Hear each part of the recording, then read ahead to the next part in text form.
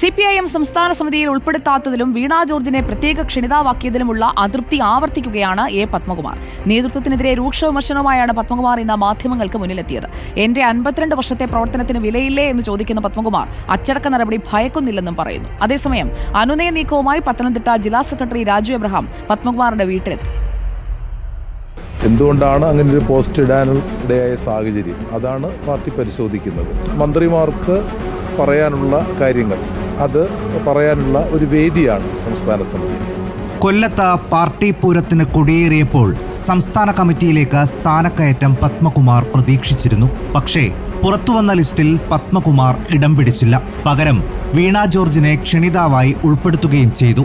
പിന്നെ ഒരു നിമിഷം പോലും അവിടെ നിന്നില്ല. സമ്മേളനത്തിന്റെ അവസാന ദിനമായിരുന്നിട്ടും ഉച്ചഭക്ഷണം പോലും കഴിക്കാതെ വീട്ടിലേക്ക് മടങ്ങി.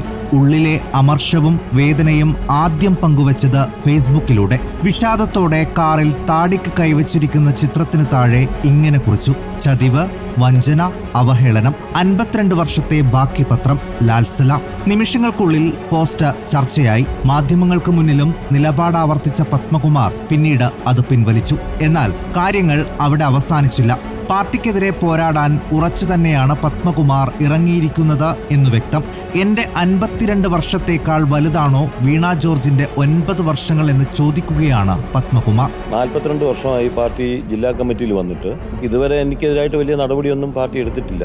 9 വർഷം മുമ്പ് പാർലമെന്ററി രംഗത്ത് മത്സരിക്കാൻ വേണ്ടി ഇവിടെ വന്ന വീണാ ജോർജ് പാർലമെന്ററി രംഗത്ത് ഈ 9 വർഷക്കാലം നിന്ന് പ്രവർത്തിച്ച് തുടർന്നേ തന്നെ പാർട്ടി സംസ്ഥാന കമ്മിറ്റിയിലേക്ക് ക്ഷണിക്കാനുള്ളൊരു മാനദണ്ഡമായി എടുത്തതിനെ മാത്രമേ ഞാൻ ചോദ്യം ചെയ്തുള്ളൂ. ആ ചോദ്യം ചെയ്യൽ തുടരുകയും ചെയ്യും. എന്തായാലും വരട്ടെ. എന്റെ ഒരു മാനസിക ദുഃഖം ഞാൻ പ്രകടിപ്പിച്ചെന്നേ ഉള്ളൂ.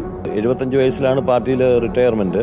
ഞാൻ 66 വയസ്സിൽ റിട്ടയർ ചെയ്തു എന്ന് ഞാൻ കരുതുന്നു. ഞാൻ പാർട്ടി പ്രവർത്തനം ആരംഭിച്ചത് എന്റെ എടശ്ശേരിമല എന്ന് പറയുന്ന ബ്രാഞ്ചിൽ നിന്നാണ്. അവിടെ പ്രവർത്തിക്കാൻ പാർട്ടി അനുവദിക്കുകയാണെങ്കിൽ അവിടെ നിന്ന് പ്രവർത്തിക്കും.